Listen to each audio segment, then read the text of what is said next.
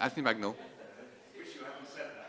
But thank you very much for chairing this, and it's a pleasure to serve under your chairmanship. If I may, Mr. Chairman, just start under a few points. I think it's actually very welcome the fact that the government has committed to 20,000 new police officers and that we are on target to meet them. I think it's also particularly interesting that in areas like ours, Sir Gary, such as the South Hams, we have 170 new officers, of which we are due to have 217 new officers by the end of 2024, and we are on target to meet those. But it's also the fact that we have local initiatives like the Councillor Advocate Scheme that have been set up by our Police and Crime Commissioner, Alison Hernandez, that are helping local parishes engage with the police to make sure there is better representation, better visibility, and better ability to actually disrupt crime networks. These are structures that are going to make a difference and hopefully alleviate the problems of crime in rural areas. Of course, I'll give way. Similar experiences in Cheshire, reporting from the Police and Crime Commissioner, John Dwyer, just this week, that Cheshire is on line to have more officers than ever, the history of the force, by the end of March. A commitment that this government made and is delivering on. But does he accept and agree with me that whilst we often hear about the idea of having more police on the beat, today many crimes are committed online and behind closed doors. And actually the real value of having forensic investigators working behind the scenes is paying off with higher arrest rates, particularly in areas like child exploitation.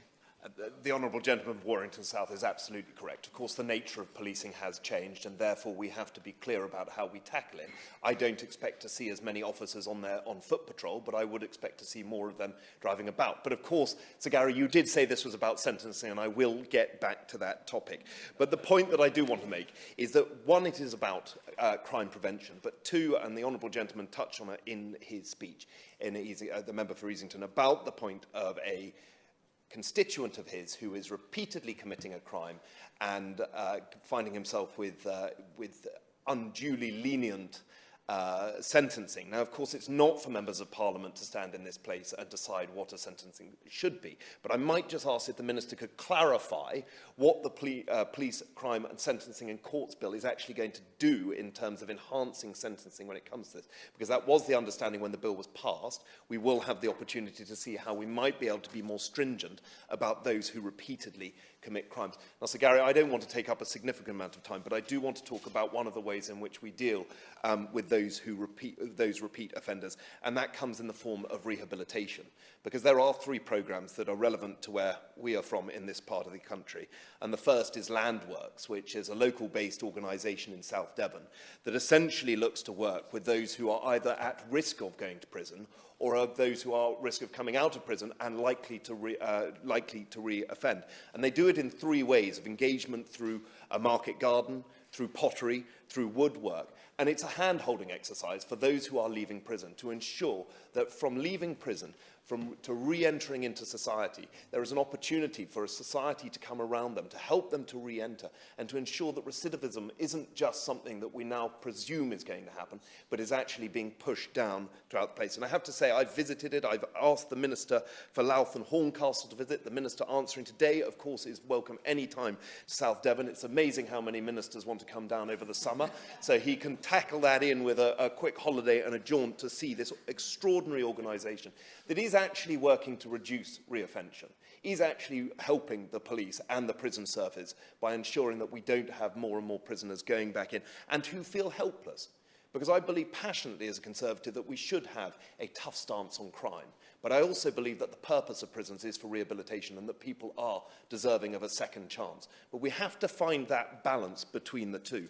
The second group that I'd like to reference, Sir Gary, is that of Pathfinders, which is launched with the police, is an engagement with the police in which an evidence-based intervention that can help offenders reduce their harm, reduce reoffending, and can hold offenders to account for their actions. Essentially, this is a scheme in which offenders are integrated with the police, are working together to make sure that actually they aren't going down the predicted path of reoffending, and that they are held together with targets and with checklists that they must fulfil, and rather than risk the the ability of reoffending. And I think that strict adherence is actually already showing some successes. And the third, Mr. Chairman, is that of NHS Reconnect.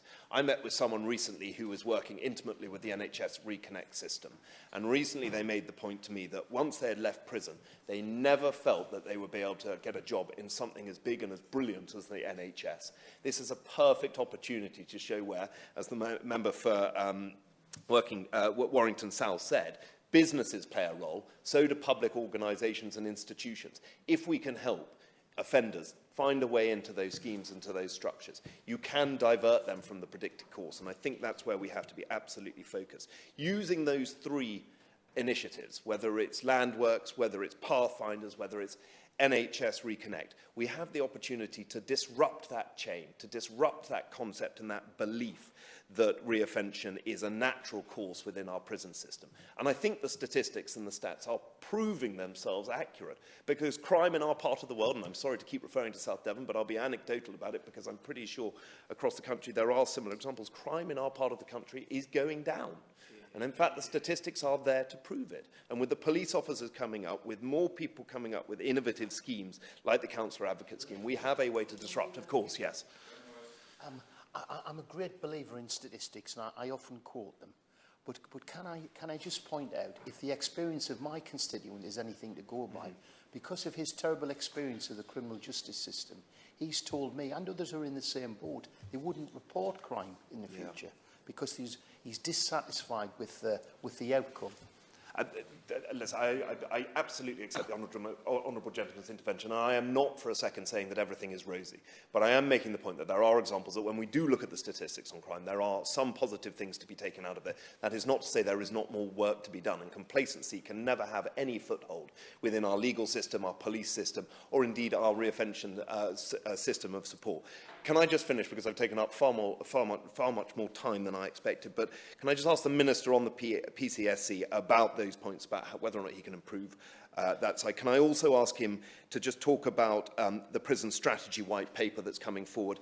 And it was mentioned, and the honourable gentleman's no longer in his place, about the drug strategy. As I understand that there's just been a drug strategy that was launched in 2021. We've made 780 million available, of which 120 million is going to be made available to prisoners.